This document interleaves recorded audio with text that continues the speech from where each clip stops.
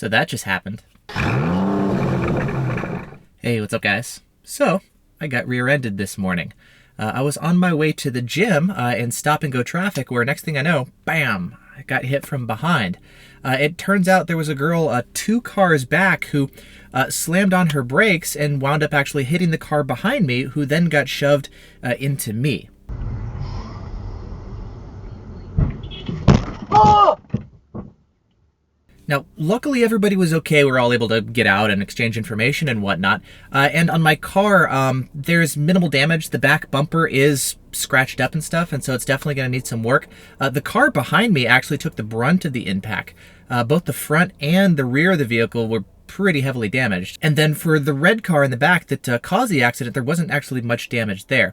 Now, unfortunately, I don't actually have any video of the event from the rear dash cam. You see, I've been having some issues recently with the DR750S in the back not actually switching into parking mode properly when I park in my garage. So the dash cam, it's actually out for repairs, and in the meantime, I've been trying maybe a new dash cam, the Vantrue X4. It's one of the new 4K dash cams. I had this mounted to my rear window, but unfortunately the suction cup kind of sucks. The dash cam kept falling off the window while driving. It happened when stationary. It would even happen while I was parked. And it's my fault for not grabbing another dash cam and putting it back there. I mean, I've got a whole closet full of dash cams, and what are the odds for the short time that I'm not running a rear dash cam that something has to happen? But I guess that's just life. It's got a sense of humor sometimes. Now, that said, fortunately, one of my side dash cams that I was running, you are actually able to see something. If you take a look down in the bottom left-hand corner of the screen, you'll actually be able to see the shadow of the car behind me as it actually gets hit from behind and then shoved into my car. Oh! So I guess having the side dash cam footage is kind of a consolation, but lesson learned about not running a rear dash cam. As soon as I got home, I was like, all right, let's go grab another dash cam and put it back there where it belongs. And so I'm running another one right now until the primary one comes back. Now, something else that I guess is kind of ironic, I've actually got 3 dash cams on the front of the windshield because I'm doing a dash cam review video right now. But obviously none of them were able to actually see the accident itself. Now, earlier this morning, I also had an appointment scheduled with my chiropractor, conveniently enough, I guess, so it was definitely nice to be able to go see him as well.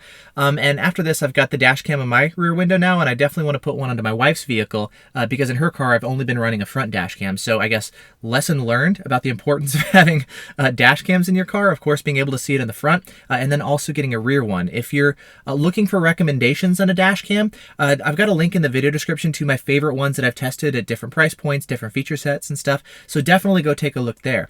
Now, that said, having the front dash cam itself was still pretty helpful, even though the accident happened behind me. For example, after we'd all pulled over on the side of the road, I grabbed my phone and downloaded the footage over Wi-Fi from the Blackview to my phone, and we were able to, just sit there on the side of the road and watch the video, which was pretty helpful.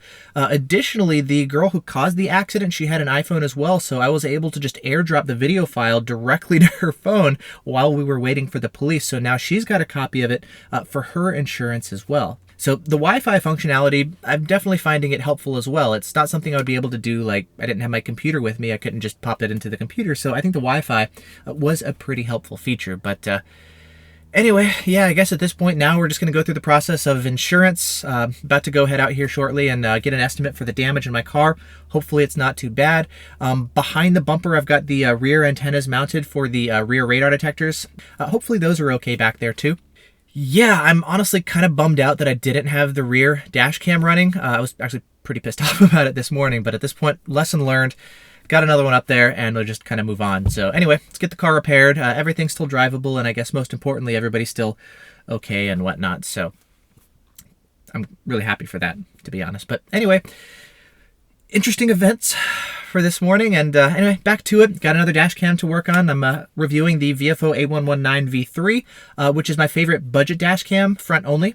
And then there's also now rear dash cams. And anyways, all that stuff is going to be coming as well. But just wanted to do a quick video kind of talking about the exciting turn of events from this morning. So anyway, things are good. Hope you guys are doing well as well. And I will see you in the next video.